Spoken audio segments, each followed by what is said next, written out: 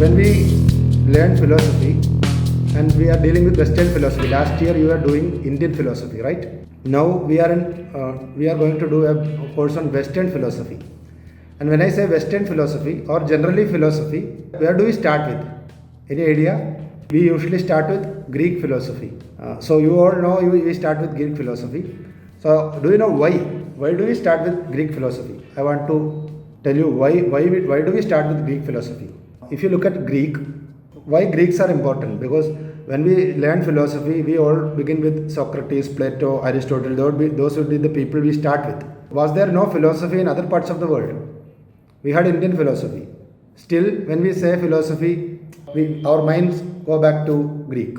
So reason for that is, we know there were so many ancient civilizations, but among all those civilizations, there were only very few people who advanced far beyond the mythological stage. Means there is something called mythology. You all know it. There is mythology.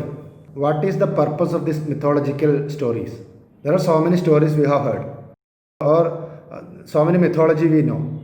So what is it about? Why is it necessary to have mythology? The problems of philosophy and mythology were almost similar. Because any human being, any rational animal has some kind of questions in his mind, some perennial questions, or some fundamental problems. So he needs solutions for that. He needs answers for that. So in ancient people were finding out answers in mythology. So why does it rain? बारिश क्यों होता है? Any idea why it rains? In your third standard, maybe you learned in the science class, means because of the sunlight, water in the sea or water bodies, they get evaporated, they go to sky and they form clouds, and when it condenses, it gradually falls as rain. So you all know this process in science.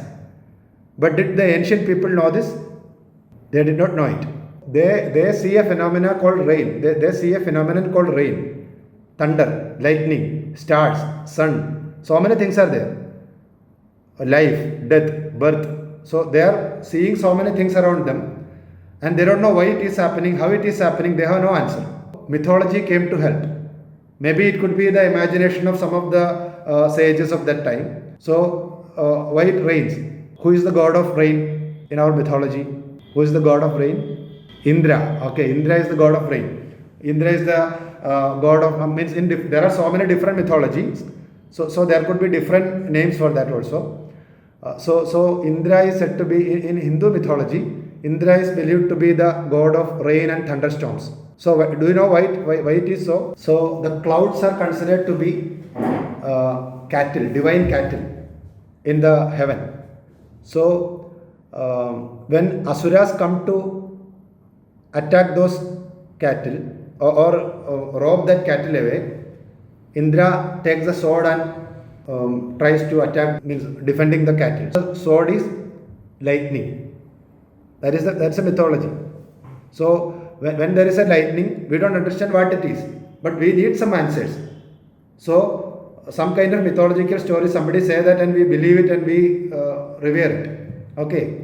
I know much more about the Hebrew, means the Aramaic or Middle Eastern mythological stories, some of them.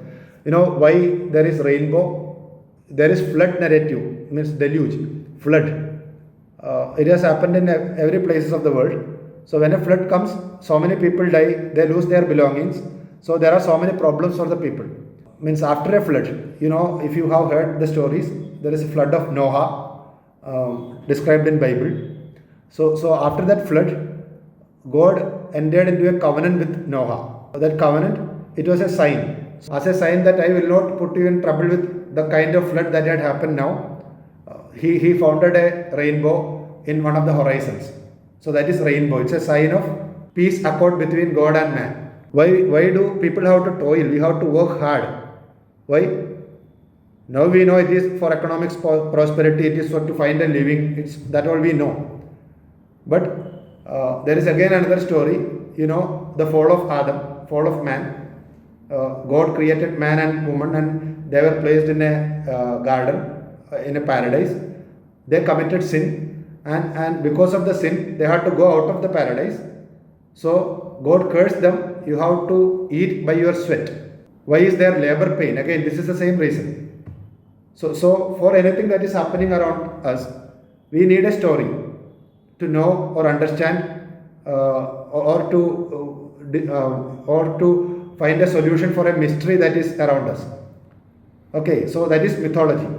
When we go back to Greeks were the people who went beyond mythology and tried to find out answers for this question more rationally. They are trying to find out rational answers. There were so many civilizations all over the world.